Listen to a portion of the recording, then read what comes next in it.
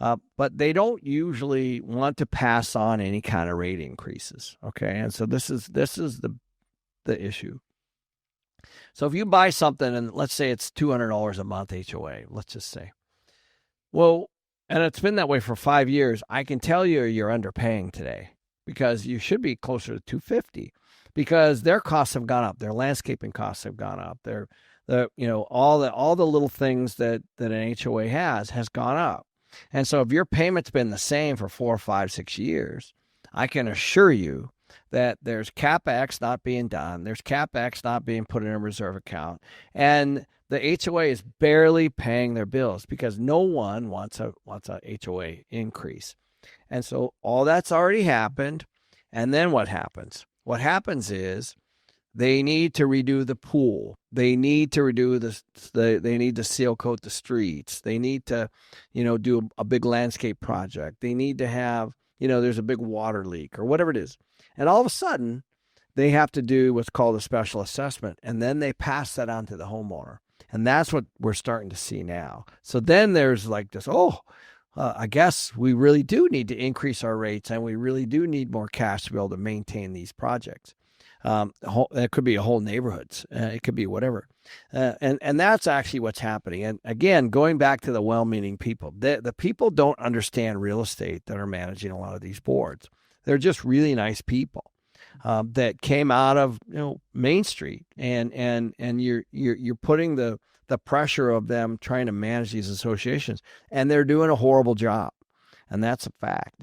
And now it's starting to show up, and so these HOAs, in my opinion, we're just seeing the beginning of this. And you're right. And what's happening is these big special assessments and these big things are starting to come out right now, right? Yeah. You were seeing it the last few years. Typically, they're all shored up now, a lot of them, but you're still a buyer looking at like, wow, you have a $10,000 assessment or you had two $10,000 assessments.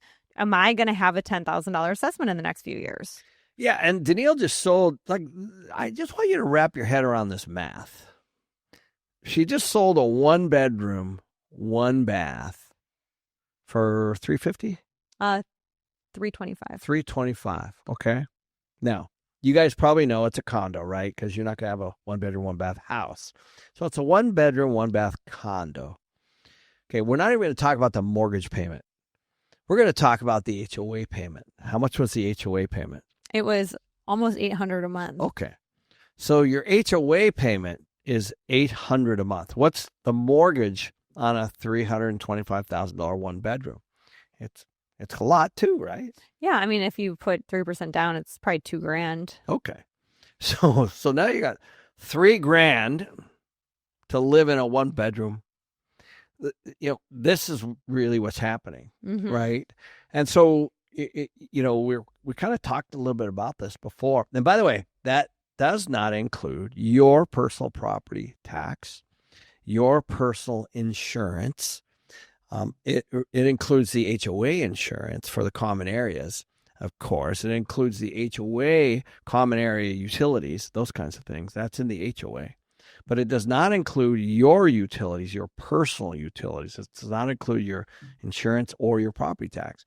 So that's even more. Mm-hmm. So it's possible that whoever bought this place, and by the way, I don't know how you sold that thing, but you did. It's possible that this person is in the mid threes, possibly even close to $4,000 a month for a 1-bedroom. Mm-hmm. I mean, that's how ridiculous that is, right? Yeah. For a 1-bedroom, guys. And so these HOA fees are meaningful.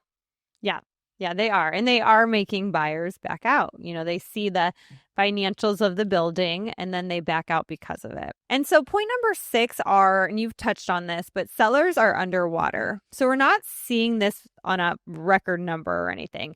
Everyone that bought before 2020 is pretty much not underwater. This is people that bought at the height, 21, 22, that are now having to sell, whether it's because an Airbnb is not working out, the rental's not working out, or they got transferred or they can't afford it, whatever the reason may be. And the issue is that they aren't able to concede to anything, right? So they might get under contract, but if a buyer has any demand or an appraiser has any adjustment, then they can't afford to help. So it's all on the buyer, and that's also making buyers pull out. Yeah. So this is once again a seller looking in the review mirror saying, this is what I paid. Mm-hmm. And of course, when you just came out of a run that made you look really, really good, and maybe you bought several that did really fine up to that point. But now what's happened is the bell curve is turned down and prices are coming down. Rates are up. So there's very different, in 21, 22, rates were low in the beginning of 22. Rates were low. Rates are up now.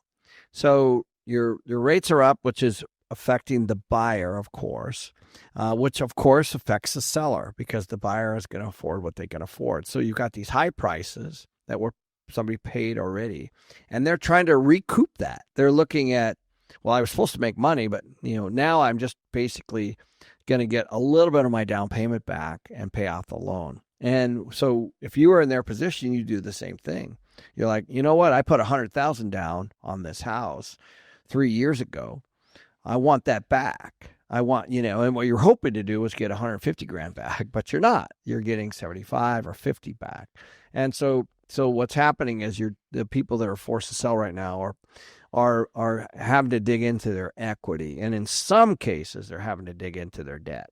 Yeah, because the truth is prices, to your point, haven't really changed that much. Like there's not like a huge gap. We're talking, a couple percent.